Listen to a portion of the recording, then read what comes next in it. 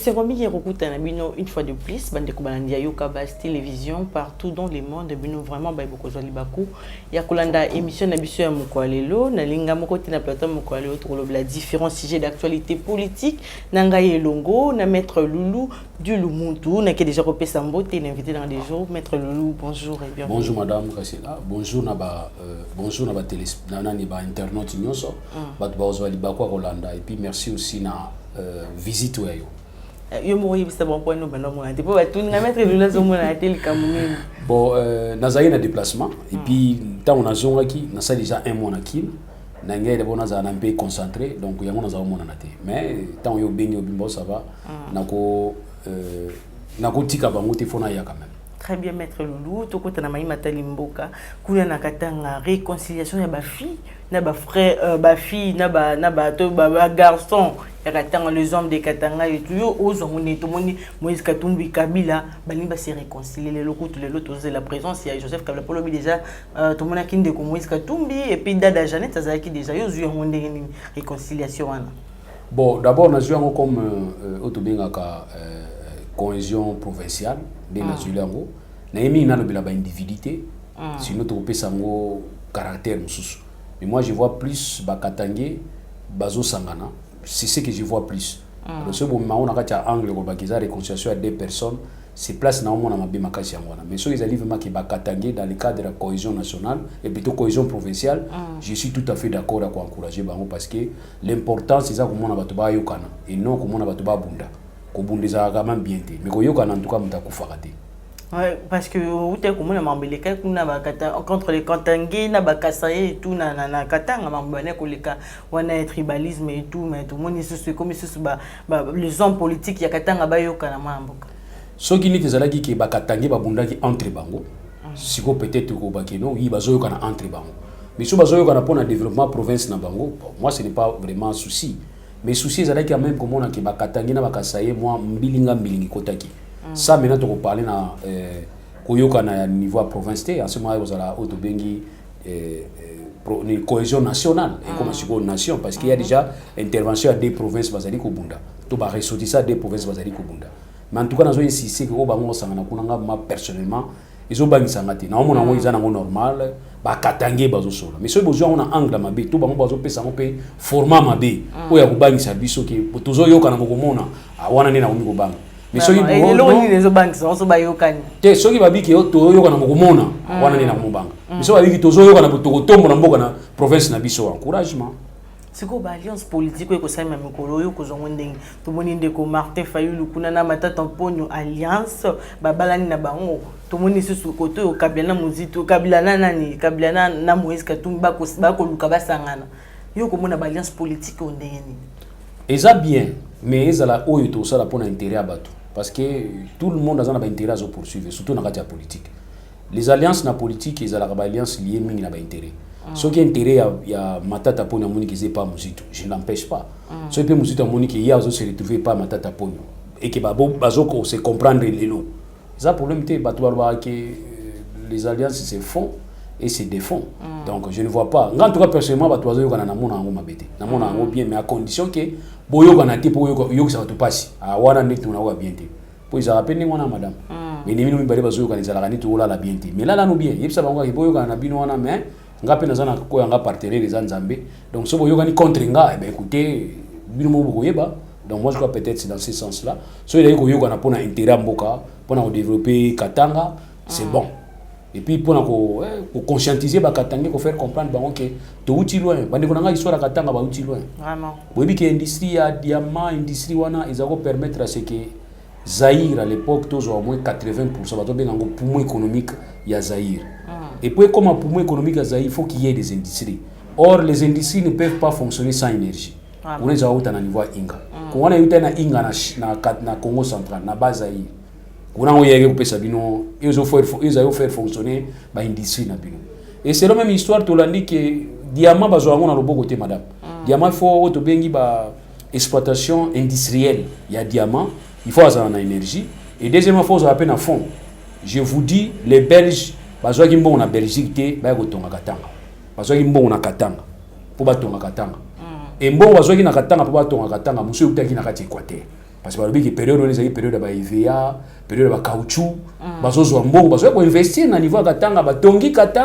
indice katanga PPC pe par na na kati ya contribution ya Zaïre na kati ya donc ça dit nous devons rester interconnectés biso de komi ono biso de photos ebele maman question ka tunaka koka na aveugle koka moni manga aveugle atomboli koka buki manga akiti bakomo bunda manga ya nani ya mutu wana ngolelo vraiment voilà et avec le toya koka izo zo yeba na te siko olebo kabula ngoka katikati bobi non avec la lobi ngamu na monaki et plutôt avec la lobi ngamu na ngana tombola koka lobi ngamu na monaki pour mutu wana ngolelo ngo toza la soudé biso nyonso lelo va payer belé zo se développer hier c'était les diamants aujourd'hui ce n'est plus tellement trop les diamants aujourd'hui on parle du gaz gaz on est dans le lac Kivu et puis la gaz on est dans le côté na biso na niveau à Mwanda alors ce qui lelo toko s'accentuer makasi pression ko dukambo na gaz je crois peut-être to lo minier muso to lo bela monter mais tout ça interconnecté tout tika la soudé bo ça makamu na revanche te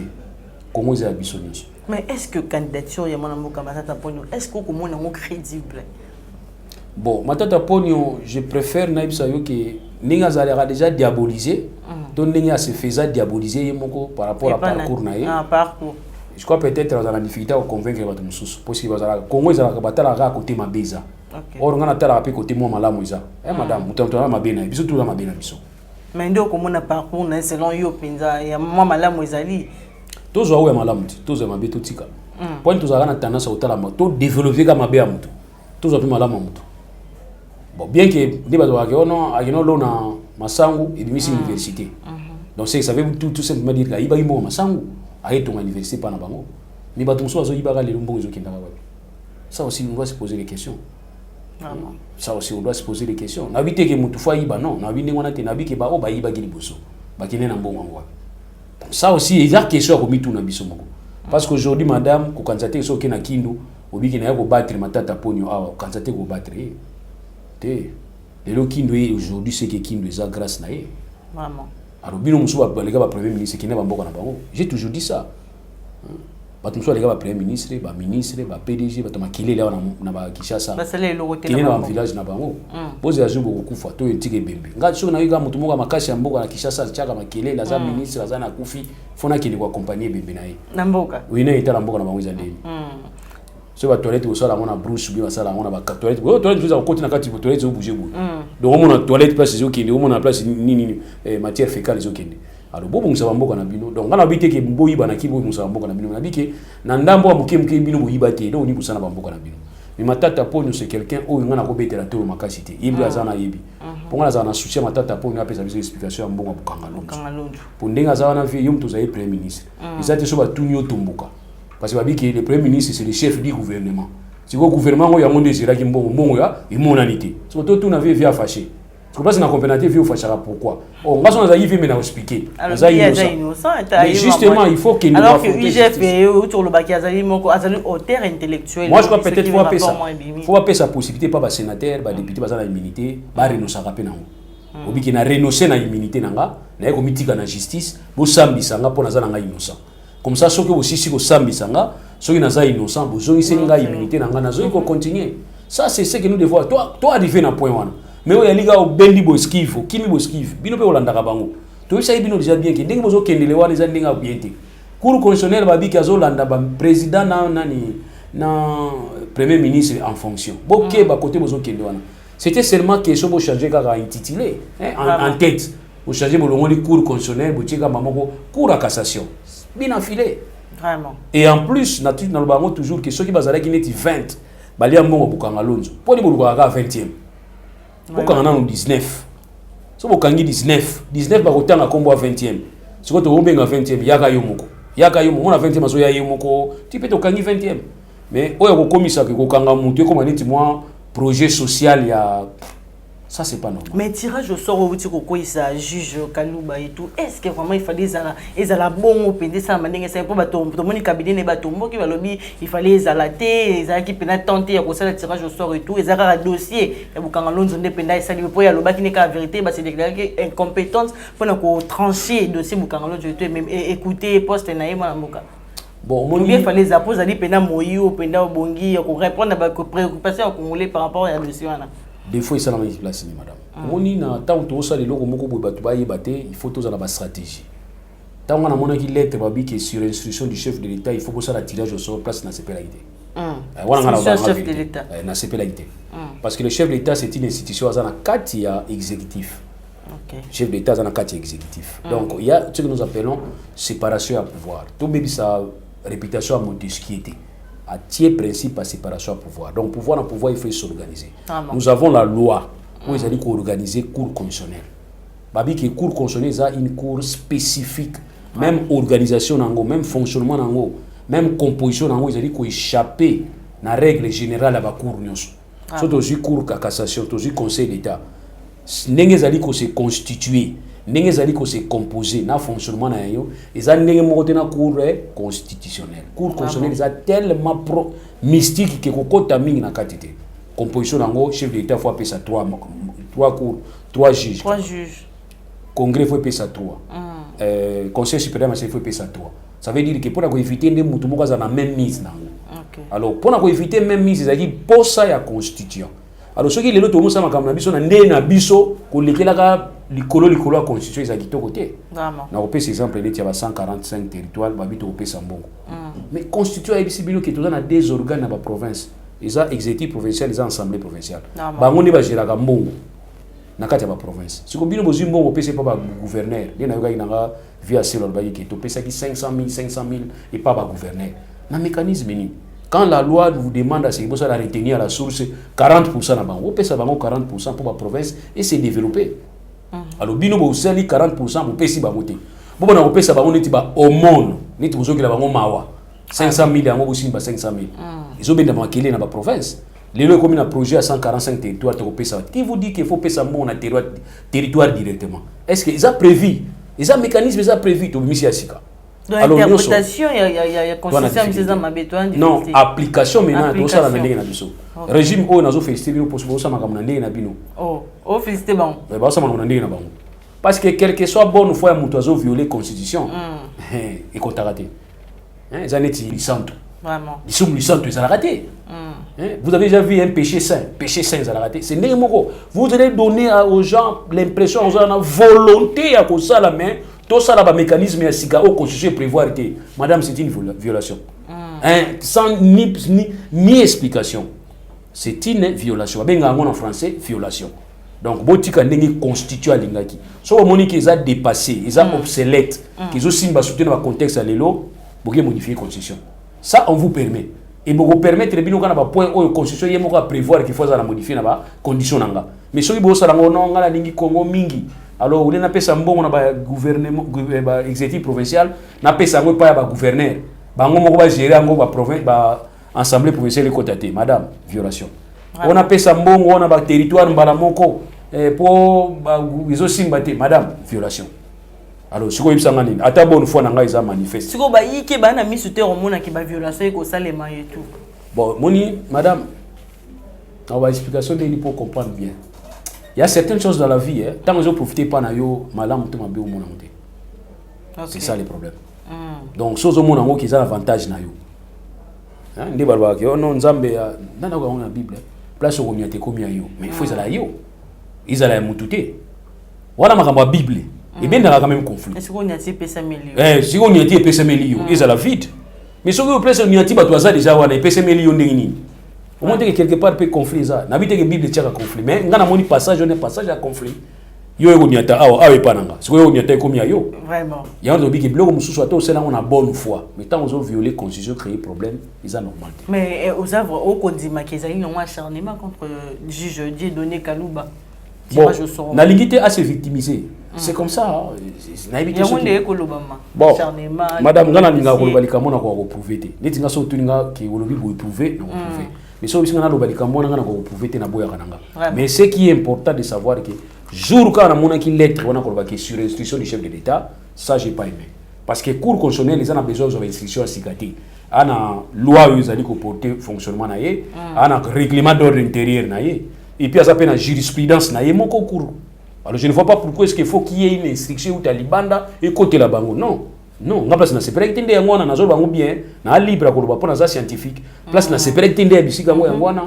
Alors, bossa la tirage au sort bon ça la tirage au sort balobi ke ça la tirage au sort soki neti muto ya kosisa mandat ya muto wa kufaki to wa démissionnaki yo ekosilisa ngo okosisa ngo na délai bozana ngo j'aurais plus préféré to tala d'abord soki to bi ke ba délai za ya koleka o balobi ke par remplacement par tiers c'est-à-dire ils ont kende par groupe na groupe moko azolongwa bosali tirage au sort par rapport à ndenge libeko sengaki kitoko mais so bosali amonazo insister élément déclencheur à tirage au sort n'est dans ce pénal sur restriction ça en tout cas et puis si bien pesa kita onini kuna chef de l'état na Abidjan pa iba pa koloba ko senga ba réforme ya justice na armée na biso et tout discours atena ki liboso ya ba congolais ou ba panda kuna na Abidjan mona mboka mona kino discours on est nini alors surtout armée na biso ça vraiment na même mise ça na part ya responsabilité na mametali guerre na biso ya est mona bon madame omoni ngai na zamba bilo musuna lobaka peut-être blessé rabat mais ngana lingo lobango pour lui permettre na se dégager c'est ça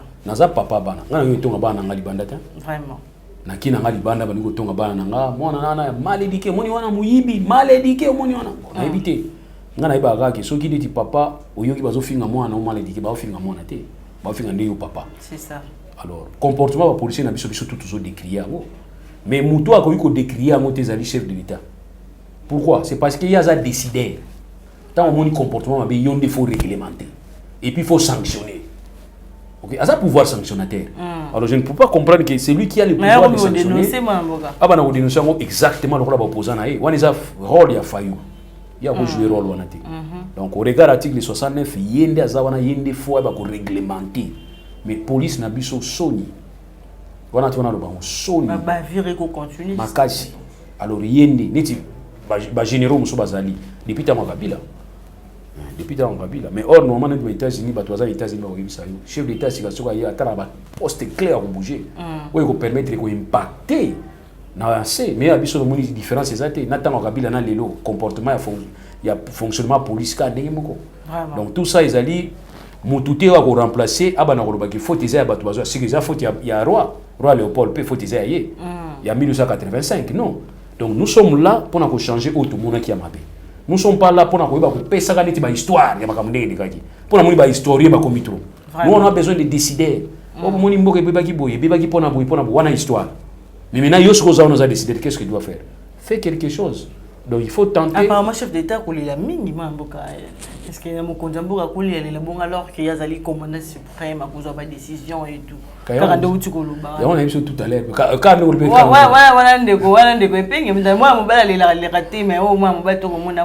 non, lui il est décidé. Il est décidé. Donc tout ce qui se passe actuellement à RDC, faut que la Kabila soutient. Si nous appelons la continuité à œuvre à l'État. Quand toi tu es venu, tu as vu le monde. Parce que moi j'ai élu le chef de l'État. Je vous ai élu par rapport au programme. Je ne vous ai pas élu pour la Kisanga Makamunding Bebakité. Donc j'ai pas besoin de rappeler ngayango. J'ai pas besoin de ces rappels. Homo kebebaki nango kala. Oui, biso tout oyebaki. Yango to longola ibato kala to che bato asika. Alors yo muto asika oza décider. Moi je ne peux pas comprendre bana olela lela. Non. Alors qu'il y a déjà ba divorce, ça peut FCC pour FCC ne maranga mo et tout. Yo tikalisko yo. Madame, pour avoir une décision, on n'a pas besoin de plusieurs jours. Oyo constate ki tango za opposant tango yo yé obeki programme nanga yango osali erreur obali Kabila bu fandi bino balo moni ke yo mutama be bengani otikali banda ozwa ba décision parce que mutako empêcher susu azate vraiment netinga tango na yo makambo ba na classe bazota non j'ai dit non c'est faux madame hein ngana bisa ba ngona tanga na ki et puis na tanga na nani na Congo tu vois na tanga na Congo to bandaka ba yo to benga kala gardienne na biso Congo na sa matadi voilà natanga gardien na Matadi et puis na bandi école primaire na Matadi na Kimwanda na sali secondaire na ba humanité na aussi sa classe na Kinshasa na koti na IEC na longo IEC na koti na droit na ILK na silisi donc na bimate na tanga na Zambie mais oui bi ke niveau d'enseignement bi c'est trop bas par rapport au chef d'état bien siko yo yusango to tuna ba question niveau na ngizande yo question tuna ba question niveau na ngizande yanga ni mto tangi na Congo depuis siko niveau na ngizande donc pour dire qu'il y a des cas par cas, certes, mais en général, moi en son motanga, et ça moi en classe, surtout sur côté de l'université, madame. Université c'est l'univers. Tant qu'on côté de l'université pour ça on va action une sorte. Vraiment. Ngam na otang ça. Na tang ça rappelle à l'université.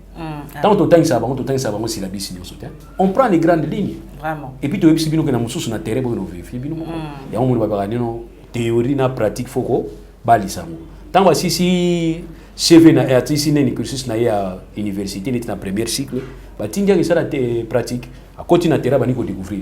Bande ko na ngamba kamsuna zo sabino ba tangisa na classe T. Je l'ai découvert sur le terrain.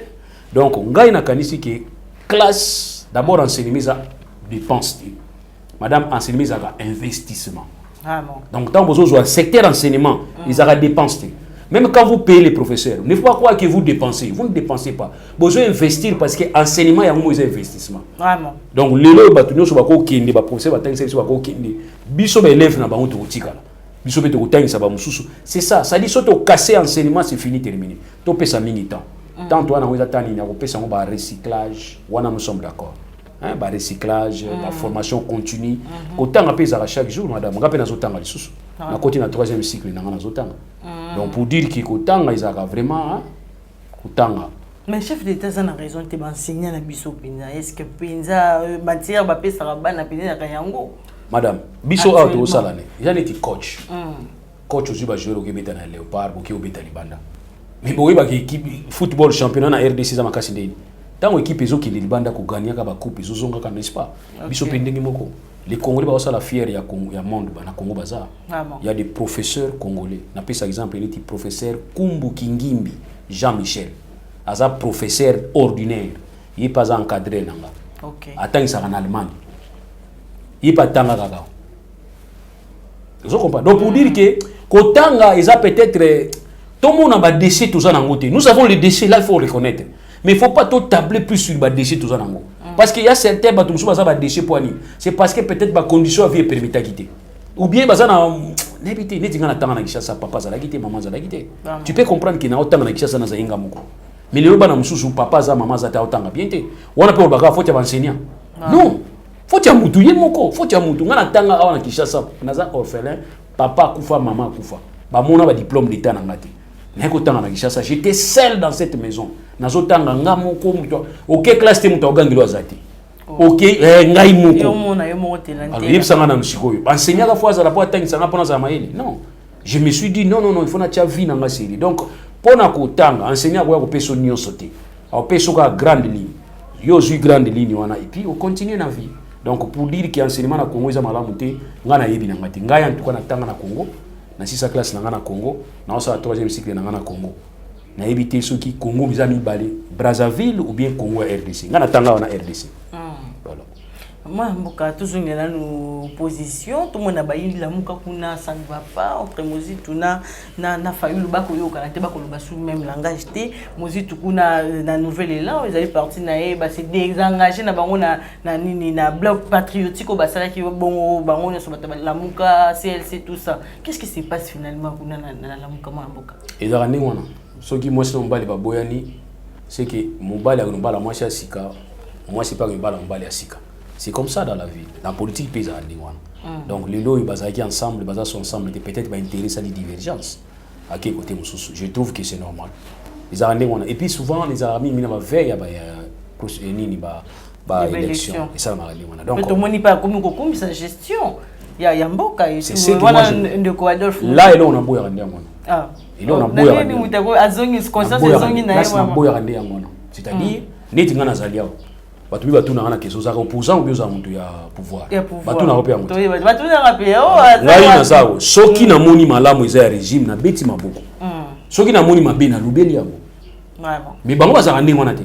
So tayi muzito aza na opposition nyonso mabe oyo zaki na régime aza kokanga zo loba. To bomona ba investir ba ko yate bana. Lelo siko ekomi bien. Place à téléméli yemo wa yibi. Yora bi opposition na biso peso rendre biso un mauvais service trop. Tu vois, quand l'opposition devient passion, comme la passion, place des difficultés à l'occasion. Or, l'opposition fait qu'elle a l'objectif. Et cette opposition doit être constructive. Et puis, à couper ça va alternance. C'est-à-dire quoi? Bah, sali boy, non, boy, bien. Il faut boy. Si vous sali boy, mona et aussi. Mais l'opposition a besoin de tout niveau. Payer sa proposition, proposer. Nous sommes dans le monde scientifique. Tant qu'on a nos hommes, on a dit que non, il faut 1 plus 1 égale à 5. Yo le non, mais c'est le pouvoir 1 plus 1 égale à 5, c'est avec D. Si vous comprendre que 1 plus 1 égale à 5, c'est avec D. nayoka kinanité nayoka kiyoté nana va pesa raison va pesa ndeyo raison. C'est comme ça il faut voir des choses mais pas une position d'ambition il ne propose pas ayaba diko lobby proposition exacte vraiment on est sur ça les amabe bongo oyo pesa pour basa exacte na ça pena idée ba uzoma yele nanga non ya on moni bazana difficulté mututo wa mutu maele il a déjà avec Kabila donc c'était mauvais temps Tshisekedi aye et comment qui mauvais c'est que tant Tshisekedi na habite so ki cop nini to ba yoka ni kuna te abikeo nyonso za ko sala lelo Tshisekedi za bien alors viens nanga atabino moko vous avez dit que c'est moi là, biso moto zo bimaka so kindengini, biso moto zo bimaka mabe. Mais biso do tika na cohérence. J'ai dit, ce qui régime sali comme malam na lobi, asali malam. Vraiment. Et j'encourage. Il y a biso qui continuer. Opposant mo ba moi zati. Opposant mo na na Venezuela fo ezala kala. Opposant mo ba yo tuna eke. So non to yeki sango ke chef de l'état rimer les autres tambola ke ba beti masasi ya kufi. Na Venezuela fo ezala Venezuela. Oyo opposant répondre ini. Habité na limite ba beti masasi to perdre masasi. Oh. Tu opères de Massassi. Il faut qu'on fasse malaria. Oh là là. Opposant compliqué. Abi il y a qu'on fasse malaria. Na lingite ba beta Massassi et comme il peut lisuma muto bomie. Mais yenda kufa kana malaria. Abela makum malaria kufa. Abi opposant la ligne. Donc pour dire que opposant zo réfléchir par rapport à kobake na lingite mutu tel a kota problème sinon ko pesa mbai na kati mboka. Donc azolo bande mwana. Mais nous avons connu des opposants au bali que Thomson Ezoya Rikalango yeyate. Mboka na bino boya ko investir té régime est malamu te. Je ne peux pas comprendre madame. Mais ici nous voulons donner. Topé ça makanisi. Moni mboka na biso ba défaillance ça tout. Ba s'opposer. Ah oui, ça défaillance. Tout bon ça ah. Tout ça la boy. C'est ça nous voulons.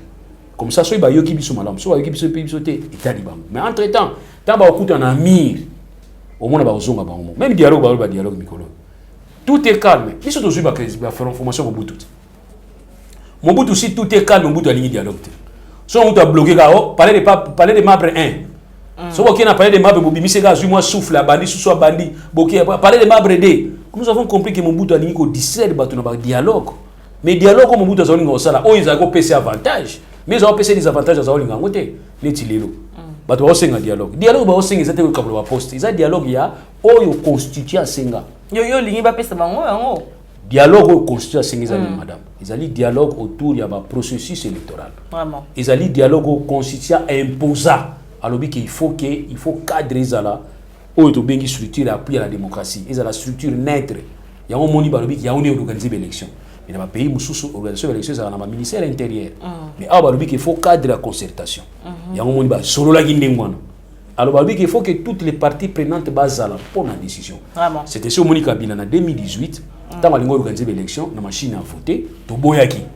Mais tu évites ni salama qui mais tu prends un mystique car ben ça la dialogue en biso tout la machine a voté. Madame on a toujours na c'est la résultat. Ce qui résultat la machine a voté puis ça est ko Shadari. Mais tu biso to ngou na bala. Tu se préparer déjà to indi sakaka so Shadari aleki. Tu fais nga boyo. Maintenant c'est nous Félix toi tu sais que du président. Tu dois la été. Non. Tu dois la Shadari pour tout le monde qui machine a voté on ça la complot Shadari aleki. Bon, tu se préparer na mbulu. To ko indi salele ko yinda. Tu fais une sur la télévision, tu es libre, qui Félix Antoine Tshisekedi, tu l'es mis. Tu te l'es pas le retour fanda. Tu l'es pas tu le retour fanda. Faille la lingo mekaonga i président tu es pas fan. Il est pas fan parce que tu comprends que et là tu kana ko sala iloko be bakano, likama okana simba kati. Donc kana ki ke soki Shadari aleki e inda. Mais to ya boye et te li mutu mususobi ah. Régime abinisi opposant élu. C'est une élection, ça m'a dit bien. Tout fait une abysso. Parce qu'on dit qu'en Afrique, c'est difficile qu'un pouvoir puisse perdre les élections. Et c'est rare. Alors, on te madame, biso tolingi, dialogue ouana et salam. Avec au benda biso, na 2 semaines, il y a organisation de l'élection en 2018, en décembre, et puis on dit, nous avons une machine à voter. Tu as une machine à voler, une machine à voter. Donc, pour dire qu'il faut toujours ramener toutes les parties prenantes à côté d'un consensus. Et que dialoguer dans le madame, on a bangate. Yo so seng dialogue na ngana bangate na ko accepter comme ça na ko bundisa yo kana makamu yo yebisanga quand tu me dis quelque chose na bundisio c'est ainsi au monique ça boy mambo ka bi ba yande ko proposer na kati nyoka waza ko tenter yesu za ko combattre kana ba parole nyoka lobi il est écrit yesu pas bi que il est écrit donc ça dit kana maloba o yo yananga to ça la dialogue na ngona ba ni ko yoka yo viembo so bo comprendre viembo un problème viembo so bo comprendre vie bo comprendre vie via yeba quitté na vie na et tôt ou tard à la président. Oh Oh. Via Ebaïti. Qui désespéré. Parce que via Bundisa qui même bénédiction à Yemoko. Tant que tu as longola mabura mabunda, muta simba papier na kati ya FCC azo tomboli boui. Il Vemboso. Vemboso a dit qu'il ne touche pas à mon bureau. Donc Vemboso parmi bato ba boya qui va toucher ma bunda. Azalaki. Mais or Vemboso a été que bénédiction à Yemoko za Bundisa. Alors bato ba Bundisa ba bénédiction na bango atteindre la vie normale bu bazana difficulté au ça l'appréciation. Donc Vemboso pour ma appréciation. Or yene mukolo. C'est-à-dire yé a été que bénédiction iso ya epanaï. Parce qu'il y a vie. Or, la loi prévoyait que le bureau d'âge faut analyser par un vie. Or, pour la biso bantou, c'est la sagesse. Vie des fois dans la sagesse, tempérament pour calmer la situation. Je ne peux pas comprendre que c'est le vieux qui va commencer à être extrémiste. Même les ressources dans la c'est ça là. Si on va dire que bandel nango ba ressources na te. Vraiment imaginer que vieux mosengo mutazala qui wana. C'est ça ressources za vieux mosengo. Vraiment. Ou bien to que mosengo na vieux mosengo. Tous arata caméra. Que caméra zala qui wana. Est-ce que ça décision na c'est ça. Non limite. Par exemple, un groupe de 13 personnes, j'ai 13. Par exemple, lobby que Vembos va confondre Vembos na majorité parlementaire, ils allaient bon, il y a chef de l'État. Donc vieux c'est ça dans un groupe de 13 wana. Parce que ba loi na bango, ba procès de loi bango, ba linga na ba. Mais loi les cas c'est ça dans un côté Vembos à côté. Et voilà ta. Et voilà ta. Et comme il kambo abatu, c'est-à-dire comme il kambo abatu. Vembos on est fois longola explique à Zagamoto. Asa animateur à une grande institution. Et cette institution est politique. Et quand tu veux diriger cette situation, il faut que ça très posé. Donc tu dois très posé pour nous poser sur le débat. Mais ce qu'on fait, c'est que chocho. Et on va dire c'est ça, chocho et chocho. Et on va dire allez. Voilà. Or normalement, loi n'a pas prévoir qu'organiser opposition mibale. Parlementaire na extra parlementaire. Loi on est qui na quatre parlement. Il y a qu'on reconnaître que nous avons des oppositions. C'est-à-dire opposition parlementaire, opposition où il y a chance à côté de la parlementaire. Mais ils sont opposants. Alors il faut tenir compte na bango. Or ko tenir compte na bango pour créer cadre moko boya concertation na bango. Comme ça permettra yo en tant qu'animateur de l'institution, au salaire des fils qui semblant yo ka bango. Madame so continue hôpital. Docteur aya simbio na nzoto, ata peso ki cité, pesa moi ni. Et puis ça moi à l'aise moko. Mais vimo so cha bango à l'aise. Ah cha bango à l'aise. Vraiment. Il y a une proposition, il faut que tu aies un kati, il y a parlement, non? Projet, il y a loi, il y a un gouvernement. Les lois tingi, alors que projet, il y a des mis Dakar, ceux qui ne disent pas bien, on est. Projet, il y a Tchani. Il y a Tchani. Tchani a ni na pouvoir, ni exécutif. Il y a un candidat malheureux. Mais quand il donne ça, après ça, on pas un député a joué à soutenir, à continuer. Donc, pour dire que certaines propositions à loi, et que vous n'avez pas de parlementaire, vous n'avez pas ça, appuyer pour ça l'Assemblée pour Yoka Bango. Na bimisi, il ne faut pas na bango, mais na lobi pour ça l'Assemblée pour Yoka Bango. Comme ça, il faut apaiser Bango. Mais il faut faire l'écolo, il n'y a pas la crise. Mais il n'y a pas la crise. Tant qu'il va au single poste, on a été. Mbata pa yewana. Ah bon. Na simane wana ka. Mbata. Ngana oza la joie mbata tiens. Ve mbata za joie nanga. Ah na démissionné. Oh na ne. Ah. Comment va mystique. Ve wana. Ve yo za sous-directeur nanga te. Nga za directeur, viens za sous-directeur nanga et simbati. O démissionné mo na mali. Na ko bima na biki oyo za carte pirale za simana ngao. Vraiment. Donc vie mbata ndenga za wana zo tala yo. Vie wana zo tala yo. Mana boka kasi balbo wana penaneti o balobaki balongola likama ba suppliant ana suppliance na l'Assemblée nationale, est-ce que peneza limabe non nini ba député ba côté mais là on a makama ba cadeau avant élection et tout bon ba bon ba linka ba soutenir mama be na mboka to neni. Bon net na cas de Congo central, comment vous pouvez expliquer madame que un député provincial was en retard sur il y a combien de mois élection za lobby au PSA mbongo belé ko leka yemo ko ko kamwa. Si la province Moussous, qu'est-ce qu'ils vont faire? Ça la instabilité pour l'élection ça alors même les députés provinciaux, même les sénateurs, même les gouverneurs, tous les Ghana, élection il y a un suffrage direct. Donc tout y a liste moko président de la République, député national, député provincial, sénateur, gouverneur, na liste moko à 5 tout pour nous. Donc quand vous avez maputa minene, to meki on a 3 catégories, tout le monde est en gravité. Nous avons tout voté, tout le monde a quitté. Bah, pas voter nani, voter président, voter député, député provincial, voter député provincial, sénateur, voter sénateur, gouverneur, voter gouverneur. Et si comme ça, dans la publique élection, et te lit gouverneur, allez qui balamoko. Ouais, à côté ça quand tu n'as pas grand électeur, et ça m'a bien makasi, toujours favoriser Mouyipi. Et puis je dis on a encore, on l'enseignement. Pour un ibino zarabiti, il y a quoi déranger quand va corrompu. Parce qu'il y a corrompu quand il y a un corrupteur. Hein? Kopa diamba.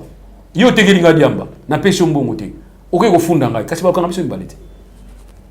Et je viens me plaindre contre Loulou parce que na tegelaki diamba melaki mais nanga na melina yo teki bakangi biso.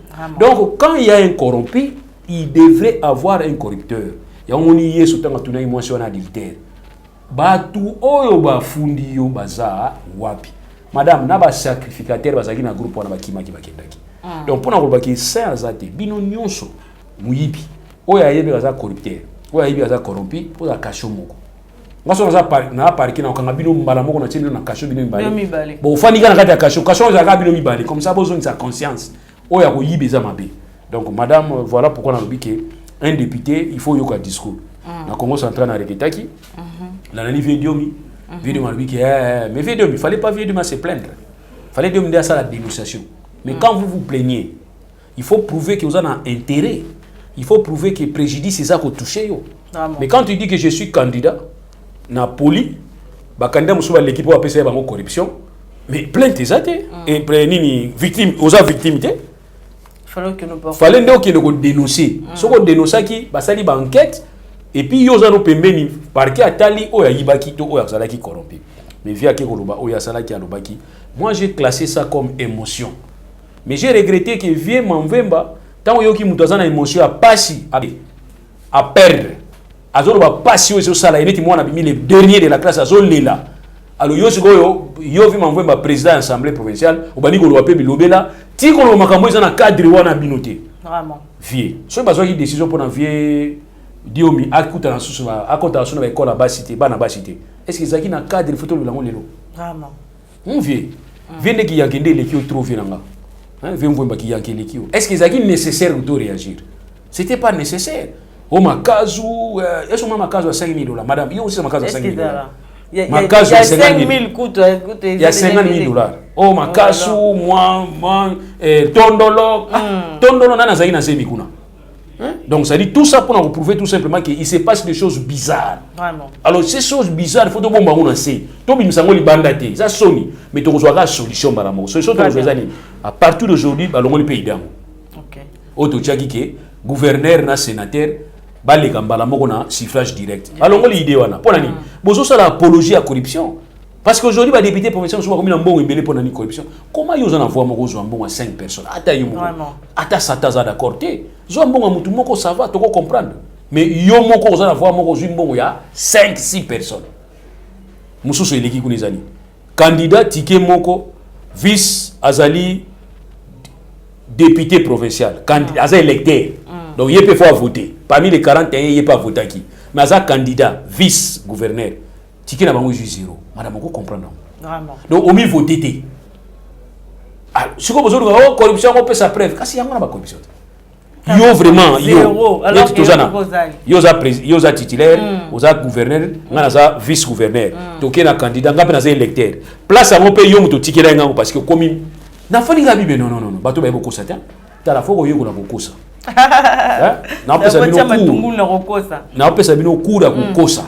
Boya to l'examen on nebo kokosa kokosa muso fait appel propre comme ça révisité kokosa boyi siko bato ba komina mbongo vous allez là-bas soki combien de mois impayé tala ba sabato bosomi tala mituka bosomi donc wana nyoso ka isaka après l'élection non bozi mbongo belé hein très bien bombango to yebaka ndei boko komeso ba député provincial lobby. Très bien, maître de commune suka émission kasi tout nous na moto na pe procès 100 jours bango tout ba ki ba mwamboka. Procès 100 jours, on a parce que procès 100 jours, tu profites de tout ça, va dépenser. Bon, il y a une organisation procès. On a vu qu'organiser le procès à la révélé. Révélé. Juge Baya, Kemboye, télévision, ils ont bon direct. Mais tu récupères beaucoup. Tout, tu récupères l'art. Or, quand on diamant dans un sabino qui bilo on a bino ezali, na opesa mbongo na bino, na ozon mbongo na bino. Fallait tout profiter des places tous là na biso. Vraiment. Ah, tout ça il a na biso, surtout soit qui ango nous ala kimbo. Bon qui les gars prison pour la formalité, mais biso tout ça là na biso, 57 millions, baba 57 millions, pesa à payer sur to ibide. Donc tout 57 millions na biso to chepe mbeni, bino qui les gars prison pour fanda wana, jour ba ko pisa bimisa bino bimisa bino. Comme ça ta bo senga liberté provisoire bo bino. Si ko to ozo liberté provisoire to accorder ba la raison gité. C'est normal.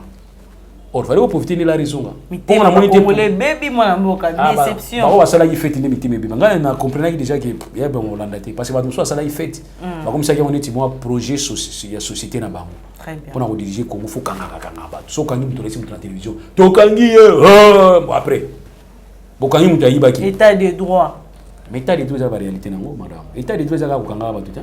État de droit c'est makambo belé. Besoin respecter ba principe amike état de droit ça. Il faut qu'on respecte les principes. Il y a Mickey. Mais principes, il faut respecter. 40% il y a rétrocession. Kabila lié, wana ti tobiga gazo aussi là. Nous allons continuer tilelo. Go pass tobiga gaisili. Tu vas continuer tilelo. Alors, so yebisa ngana mo. Bo ma yebisa ngana madame. Na yebi na ngate ya. Yo na bike na yebite.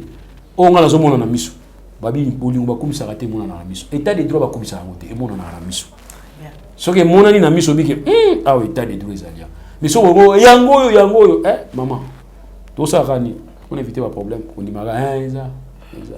très bien, maître Loulou, tu comme une souka émission, qu'est-ce que c'est lié caméra Henri, so pesa mot de la fin émission. Bon, mot de la fin, nazo pesa qui tu comme une temps très très sensible, ça période post-électorale, c'est une année.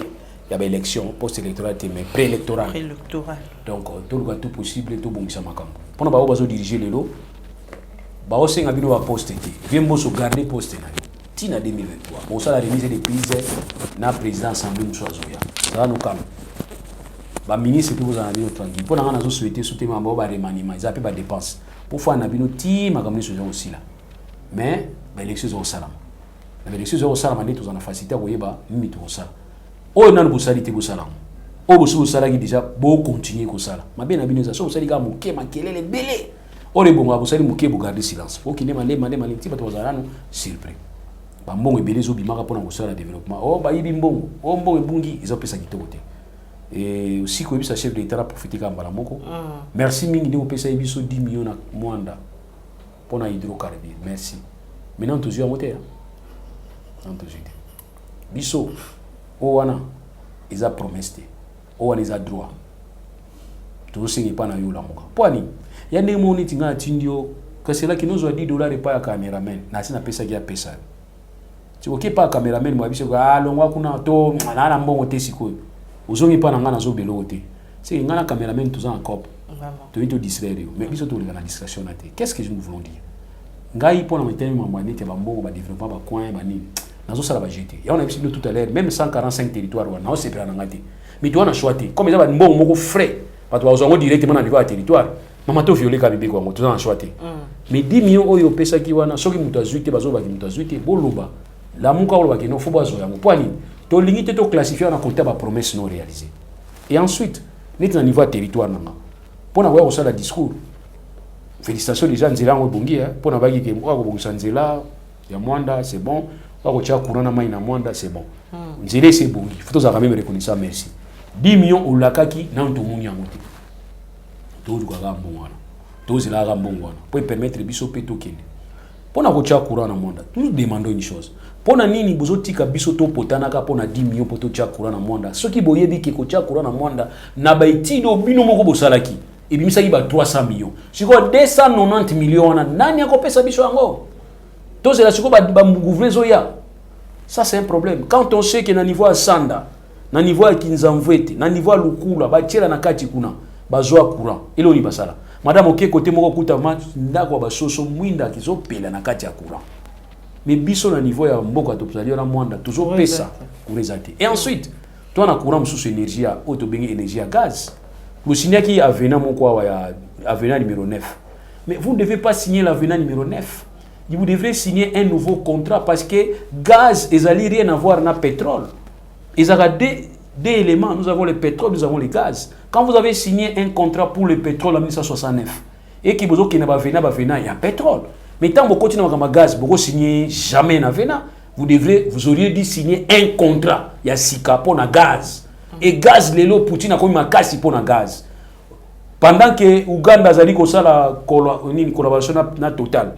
Bazo zoa 250 000 barils par jour. Madame, biso banda 1969. Ils avaient 25 000 barils. Matos ya sika bazo zoa. Bapuya ya sika bazo sala. Balongoli na onshore bakina offshore. Kaka 25 000 barils les bougeraté. Alors, vous avez monté ça normalité. Il y a un qui chef de l'État, hydrocarbures, Nangola. Vous avez un budget makasi à cause de l'hydrocarbures. Gaz, vous avez un soyo, courant à gaz. Na kabinda, courant à gaz. Gazodi que les cas est où ta kabinda et les cas dans le monde pour qu'il y ait Angola. Madame, bafutaka 4 600 000 dollars par année. Ce qui est Angola, ils foutent 4 600 000 dollars pour aller à gaz dans le monde pour aller à Mboka na bango. Importance ni azo pesa na gaz. Pour nani to pesa importance na gaz te. Quand on sait que ba pays mususu se développer kaka na gaz. Nga madame na robi boyo. Gaz o ba exploiter ngo biso yebite. Balia ka mbongo gaz o biso yebite. C'est normal te. Vraiment merci disponibilité na yo, nazaki na sengo na bino mettre Lulu. Une fois de plus, na yoka base télévision, merci de me dire yoka base de télévision pour la rabiso za rebelle scotché, li bossa ba poste télévision na bino pour la rabiso na yoka base équipe technique mo yoka base matonomi na musala malamu boko sala na sima ya caméra na moni bongo de Coaris, merci pour la musala kitoko ko sala na PCP vraiment bambo te pe ba remerciement belé na DG na biso abecho les trésors Lumbu ngala biso to très prochainement ce qui est Jésus Christ azongite.